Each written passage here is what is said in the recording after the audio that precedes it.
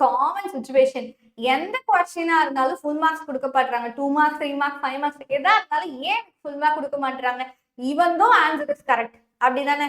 So இதுக்கான correct ஆன்சர்னா actually நம்ம ஸ்டெப்ஸ்லாம் எழுதுறோம். ஆனா எந்த ஸ்டெப்ஸ்க்கு மார்க் அப்படிங்கிறது நம்மளுக்கு தெரியாமலே போகுது. அதனால தான் ஒரு சில ஸ்டெப்ஸ நம்ம ஸ்கிப் பண்றதால நம்மளுக்கு ஃபுல் மார்க்ஸும் ஸ்கிப் ஆகுது.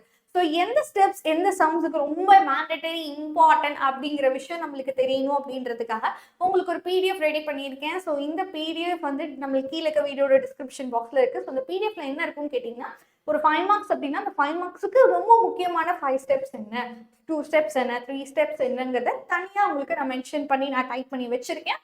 So these are the steps. இதுவும் இம்பார்ட்டன்ட் கொஸ்டின்ஸுக்கு மட்டும் உங்களுக்கு ஸ்பெசிஃபிக்கா கொடுத்துருக்கேன். இந்த பிடிஎஃப் வந்து லிங்க் கீழே இருக்கிற வீடியோட டிஸ்கிரிப்ஷன் இருக்கு. மறக்காம எடுத்துக்கோங்க. அப்பதான் இந்த ஸ்டெப்ஸ்லாம் நம்ம மிஸ் பண்ணாம எழுதுறோமா அப்படிங்கிற விஷயம் நம்மளுக்கு தெரியும்டா பசங்களா. அண்ட் யாரும் இந்த சேனலை சப்ஸ்கிரைப் பண்ணீங்களோ சப்ஸ்கிரைப் பண்ணிக்கோங்க. அப்பதான் லைவ் நோட்டிபிகேஷன் நம்மள வந்து ரீச் ஆகும்.